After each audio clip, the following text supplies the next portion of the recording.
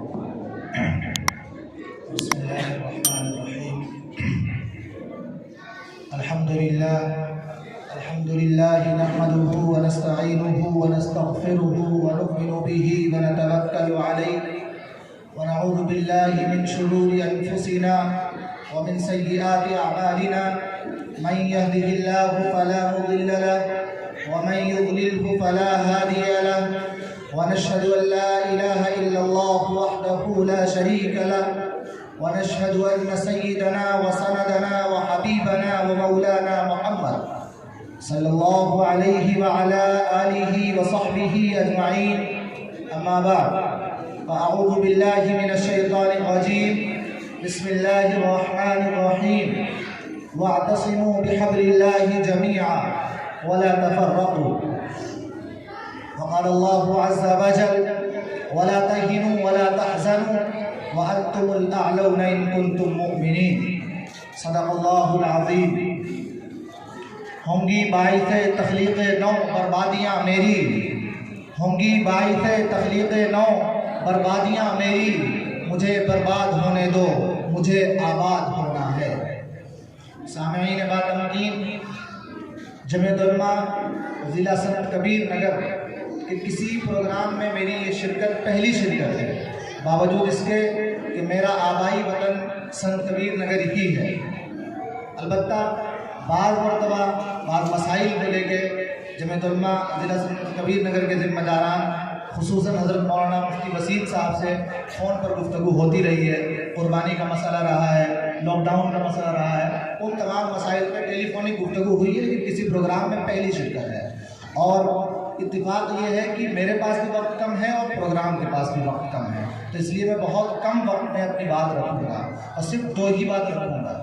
ایک چیز جو میں نے آیت پڑھی، واعتصموا بحبل اللہ جمیعا ولا تفرقوا، اور دوسری چیز آج کے حالات سے متعلق ہے کہ مایوس نہیں ہونا ہے.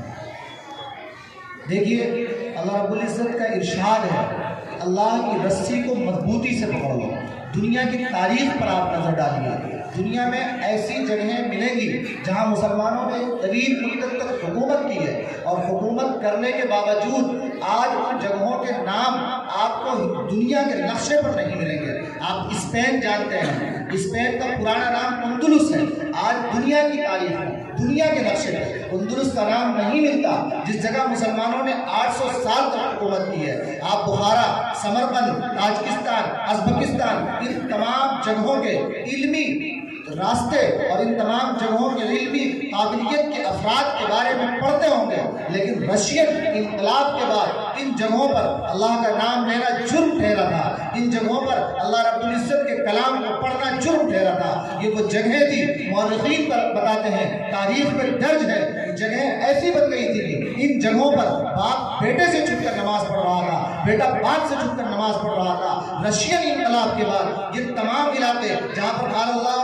رسول کی صدائیں بلند ہوتی تھیں، جہاں پر اللہ کا نام لیا جاتا تھا، جہاں پر اللہ کے سجدہ کیا جاتا تھا، ان تمام جگہوں پر اللہ کا نام لینا جرم ٹھہرا تھا. وجہ کیا ہے؟ جب آپ تمام وجوہات کو تجزیہ کریں گے، مسلمان حکومتوں کے تباہ ہونے کے بعد، مسلمان حکومتوں کے ختم ہو جانے کے بعد، مسلمانوں کے عروج کو زوال میں تبدیل ہونے کے بعد جب آپ اس کا تجزیہ کریں گے تو ان تمام وجوہات میں سے جو ان تمام چیزوں کی وجہ بنی، ان میں بنیادی وجہ جو بنی مسلمانوں کا انتشار بنا، مسلمانوں کا آپس میں افتراق بنا، مسلمانوں کا کسی ایک جگہ پر جمع ہونا نہ بنا.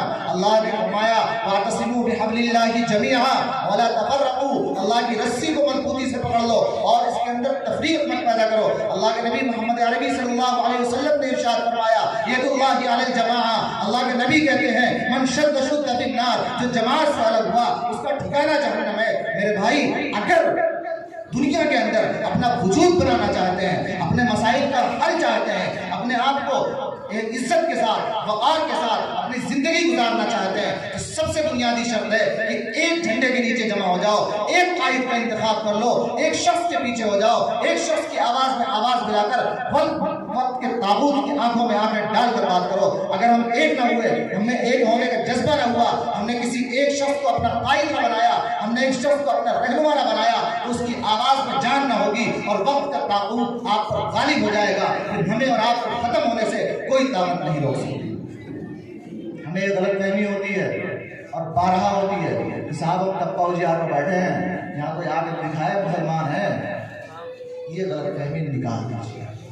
سیلاب آپ کے دروازے پر آ چکا ہے۔ میں نے اپنی پرورش، پرداخت، تعلیم و تربیت تمام کے تمام دیوبند میں پائی ہے۔ ہمارا قریب بہت مضبوط ضلع ہے مظفر نگر۔ ہم لوگوں کو یہ غلط فہمی تھی کہ صاحب مظفر نگر ہے، ہر گھر میں ہمارے پاس علاج کرنے کا ہتھیار موجود ہے۔ مظفر نگر فساد کی تعریف دے دیجیے۔ غلط فہمی نکالی کہ ہم بڑی تعداد میں، تعداد سے تعداد میں بکھری ہوئی ہے، کیا کر لیں گے؟ تعداد ہے، اس کا کسی ایک شخص کی آواز پر لبیک کہنے کا جذبہ نہیں ہے، کیا کر لیں گے؟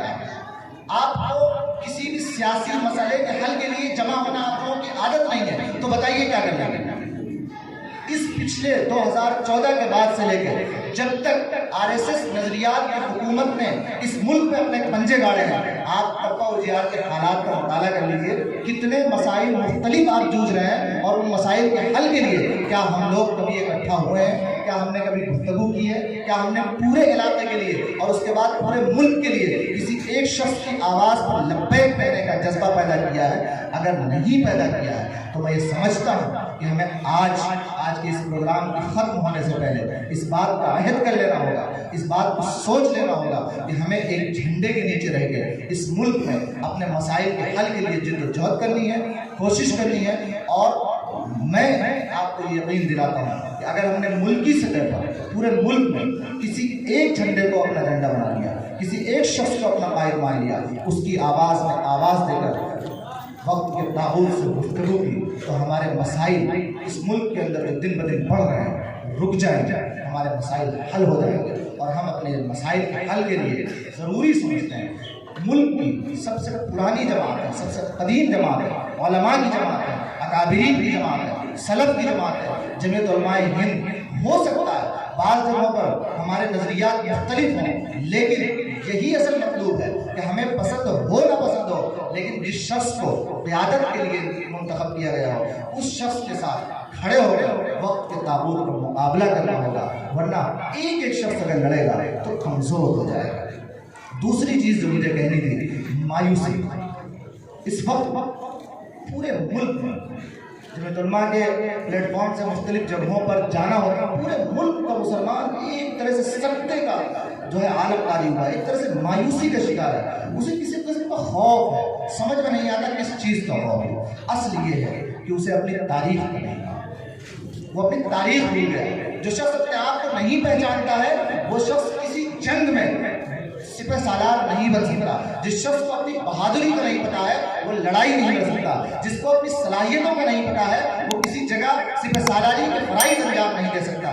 ہندوستانی مسلمان اپنی تاریخ کو بھول گیا ہے، اور جب تاریخ کو بھول گیا ہے تو نتیجہ یہ ہے کہ آج نماز پڑھنے پر اگر اسٹیشن پہ نماز پڑھ رہے ہیں FIR درج ہو رہی ہے، کسی مال میں نماز پڑھ رہے ہیں FIR درج ہو رہی ہے۔ یہ ملک جس کی آزادی ہماری بہت منت ہے، جس کو آزاد ہم نے کرایا، جو ملک ہمارا ہے، جس کی املاک ہماری ہے، جس کی ایک ایک چیز پر ہمارا حق ہے، دوسرے کا بعد میں ہے، پہلے حق ہمارا ہے۔ انگریزوں کو نکالنے کی بات پہلے ہم نے کی تھی، مکمل آزادی کی بات پہلے ہم نے کی تھی۔ جب یہ ملک میرا ہے، اس کی املاک میری ہے، پھر اس ملک کی کسی سرکاری جگہ پر اگر میں نماز پڑھ رہا ہوں تو یہ FIR درج کرانے والے کی گریبان پکڑنے کی جرات میرے اندر کیوں نہیں ہے؟ اس لیے نہیں ہے کیونکہ مجھے معلوم ہی نہیں کہ میری حیثیت کیا ہے، میری استطاعت کیا ہے، میں کہاں تک کر سکتا ہوں، میں کن گوریا نشینوں کا جانشین ہوں۔ ہمیں سمجھنا ہوگا ہماری حیثیت کیا ہے، ہم کون ہیں۔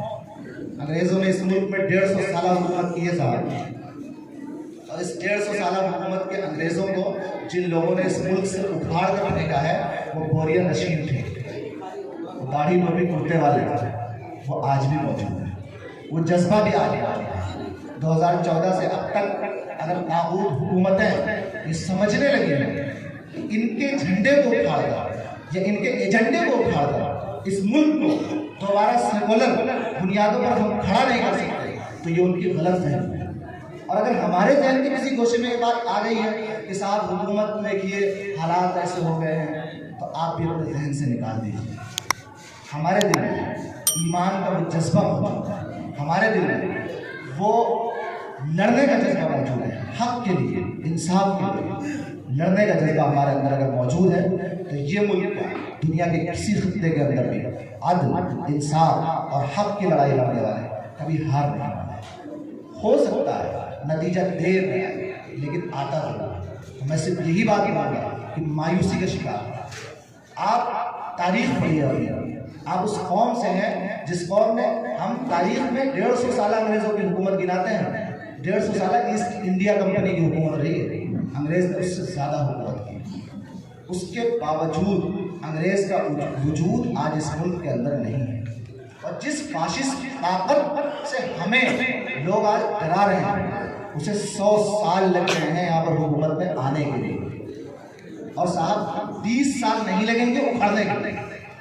شرط یہ ہے کہ آپ مایوس ہیں، اللہ کی جانب مکمل رجوع کے ساتھ ایک کلمے کے ماننے والے ہیں، ایک جھنڈے کے سامنے جمع ہوں گے، طاغوت کی آنکھ میں آگ لگا کر جہاں پر بھی آپ کا حق مارا جاتا ہو، جہاں پر یہ محسوس ہوتا ہو کہ صرف مسلمان ہونے کے ناطے ہم سے اس لہجے میں گفتگو کی جا رہی ہے، وہاں اپنی فکر چھوڑ دیجئے، پہلے پہلے ہم اس حق کے لیے لڑیں گے اور مکمل لڑیں گے۔ میری عمر زیادہ نہیں ہے اور اس عمر میں میں نے تمام حالات دیکھے ہیں، جن حالات میں جہاں بھی لڑنا پڑا ہم لڑیں گے۔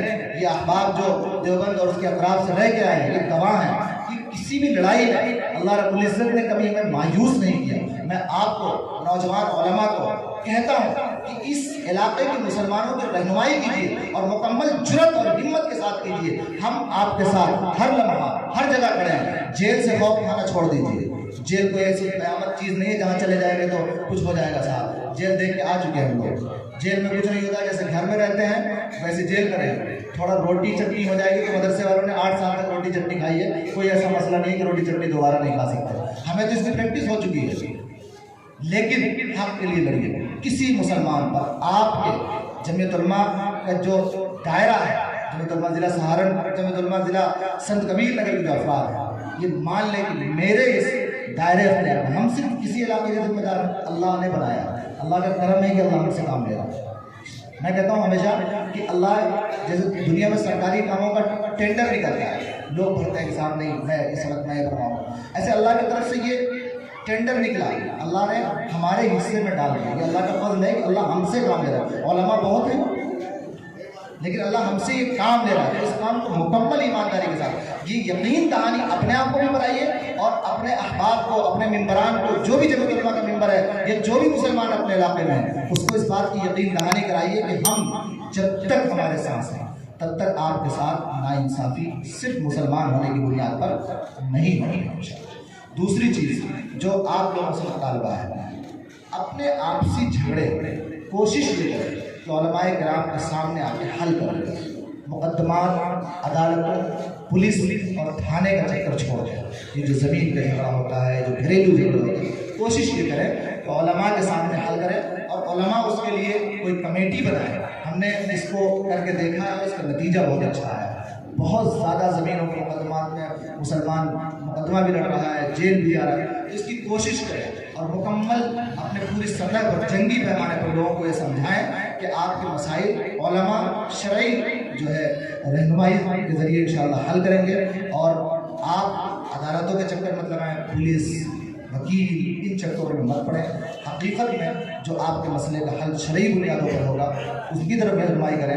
اللہ رب العزت سے دعا ہے کہ اللہ ہمیں ایک نیک اور مضبوط بننے کی کوشش توفیق عطا فرمائے۔ دعا کریں کہ ہمارے دلوں کے اندر اگر کہیں بھی مایوسی آئی ہے، ایک کلمے والا کسی بھی درجے میں مایوس نہیں ہونا چاہیے، لیکن اگر آئی ہے تو اللہ تعالیٰ اس مایوسی کے بادل کو چھاڑ دے، مکمل ہمت کے ساتھ، طاقت کے ساتھ، اپنے ملک میں مکمل وقار کے ساتھ زندگی گزاریں گے انشاءاللہ۔ اللہ رب العزت ہمیں ان کلمات پر عمل کرنے کی توفیق عطا فرمائے۔ آمین۔ وآخر دعوانا ان الحمد للہ رب العالمین۔ السلام علیکم۔